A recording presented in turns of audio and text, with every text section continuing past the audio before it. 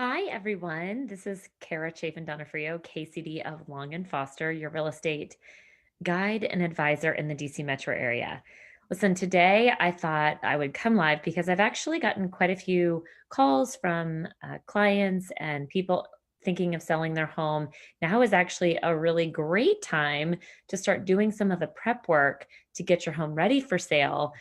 So that when the people are still selling right now, but if you are thinking of selling and still need some work to do, make the most of this quarantine time. So I'm going to share a screen with you and just give you some of my top tips for getting your home ready for sale. So here we go. Let me just put this up here. So the first key tip is boosting curb appeal. Now that the weather has really started to get so pretty and beautiful out, it's a perfect time to be outside doing some yard work. So the key thing here with curb appeal is this is a buyer's first impression of your home. So it's really important uh, that you take these steps. The other important thing is that often, if somebody sees that your home is coming on the market, they're going to drive by and they're going to make a quick decision as to whether or not they want to go inside or not. So, a few key things, just make sure that your house address is easy to read. Uh, Plant some nice blooming flowers or greenery, mow your lawn, wash the front windows, repaint or stain the porch if needed, and power wash your siding, your walkways. Again, as people are actually coming into the home, the other thing that I highly recommend doing is making sure that your front door and especially the lock itself and the door handle are in good condition. And that's a really easy replacement. To do because again if people are stumbling there with the lock and it's really hard to open or if the lock itself just looks old and rusted, it's really not a good first impression. So that's tip number one. Two is clear away clutter. So this, you've probably heard this before, but you really want to make sure that the home presents as best as possible. You want people to think that there is just plenty of storage in the home.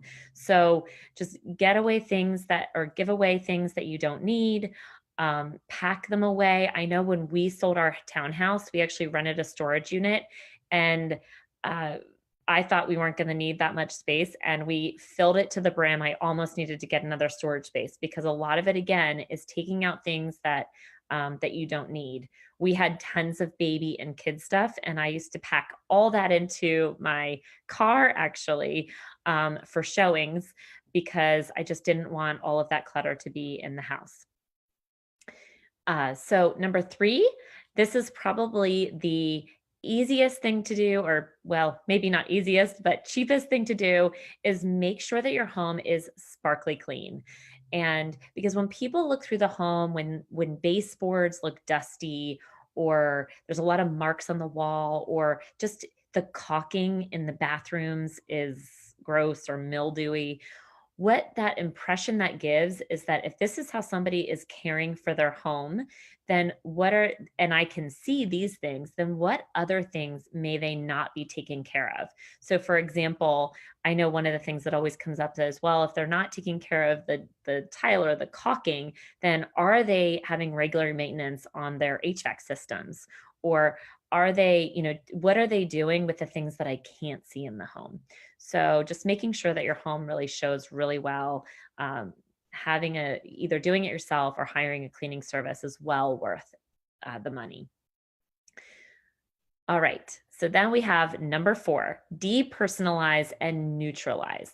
So this means take out all the personal pictures.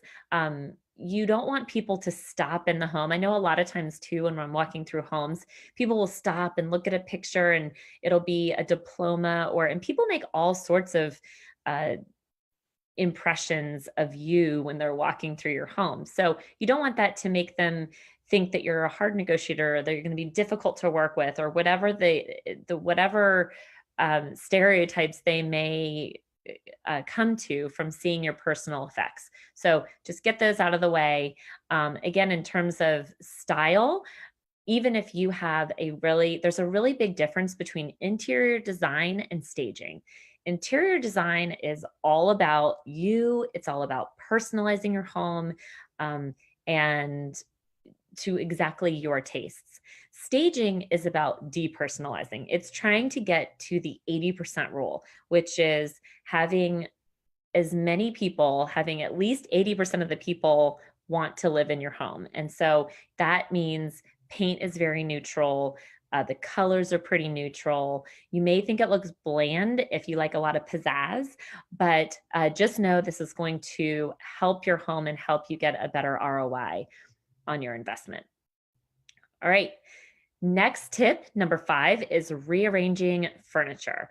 So you may want to engage, I know I help clients with this, and I actually have an interior design consultant that I work with and partner with to help my clients with this piece.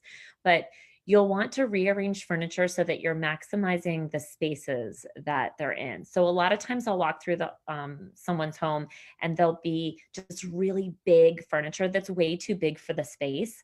And what that does is it actually makes people think that the room is really small. And maybe it's not that small of a room, but the furniture that you have in there is just too big and bulky and isn't really best for the space. So sometimes it's removing certain pieces of furniture, sometimes it's just reconfiguring it. But that's where you may need to engage some help with this, unless you have a really good eye for that as well.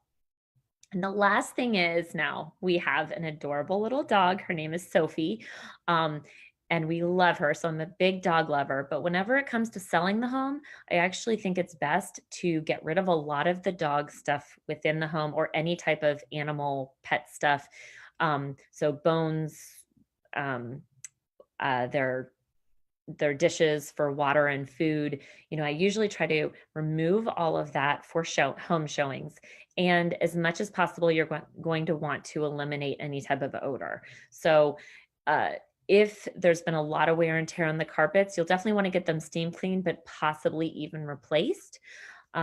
If the hardwood floors have been really scratched by dogs, because I know in our townhome, our pup, we used to play cat fetch with her in the house, and she just scratched the heck out of our floors. So we had to actually get those um, uh, re-stained and refinished before we moved out.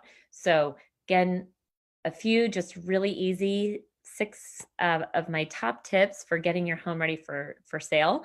If you are thinking of selling, I'm always happy to be a resource, and I actually have more things to share, and would be happy to talk you through that as well, or even come over to your home and help you think through how to best position it for sale. So feel free to reach out to me if that's the case. But even if you're not planning on selling, I know it can be a good time to just start to, you know, get rid of things that we don't need and do a good spring cleaning. So I hope this is helpful, and I look forward to your feedback. All right. Have a great day, everybody. Bye.